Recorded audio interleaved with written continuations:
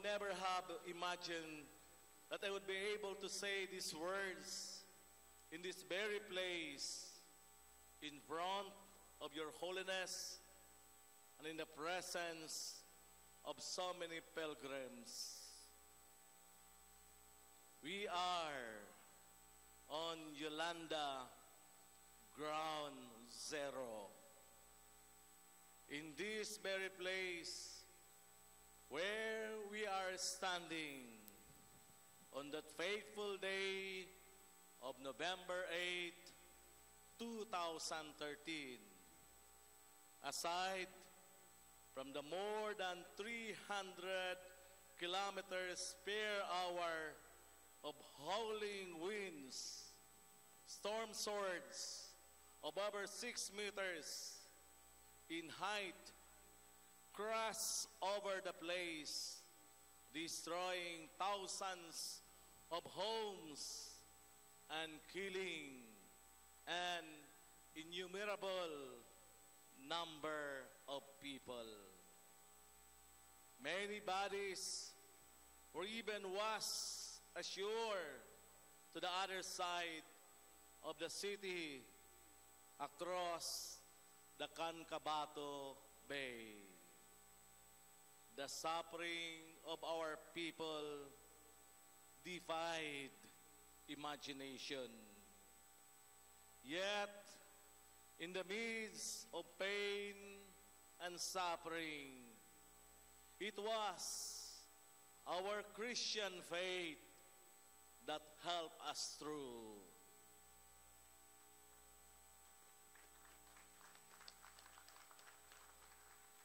The prayers, solidarity, and the material help from many people from all over the world that came the following days boosted our drooping spirits and inspired us to move on. And it is why your presence here inspired me to give praise to God, who out of untold catastrophe has gifted us with this once-in-a-lifetime opportunity to come as one with you in joyful thanksgiving.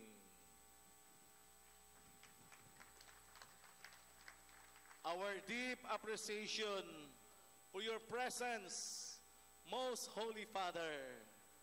You come in spite of this weather. Here in Leyte, in the Archdiocese of Palo, we could hardly express in words our thanksgiving to you. Let our unity then, on this blessed day, in this hallowed place, be the supreme manifestation of our faith that inspires one to thank God and to rejoice always, even amidst trials and tribulations. We are deeply filled with joy and consolation that you have celebrated this Eucharist with us, this great act of thanksgiving to God, which is a constant source of strength and fount of hope in our Christian life. We know that you have been with us all this time, since the time when you know that we had been hit by a very strong typhoon, and your coming here culminates the great outpouring of spiritual and material assistance from the church for us. Your Holiness, you have come to us with a Father's compassion and loving concern, and thus have brought us to God, the Father of all. You have also come as a shepherd of the Lord's flock, and thus has brought us closer to the Good Shepherd himself.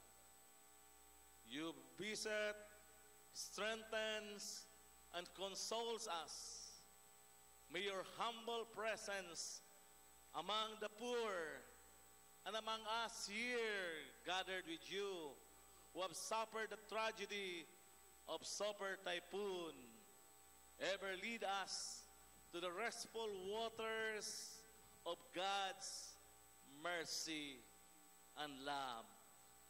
We'll always be grateful, for indeed, as the psalmist says, the Lord will not abandon his people, nor will he forsake his inheritance. Jesus will never let us down. Thank you very much for that inspiring and really moving us forward. And thank you very much for coming. And you have just experienced the realidad of our life here. Thank you. Blessed be God forever.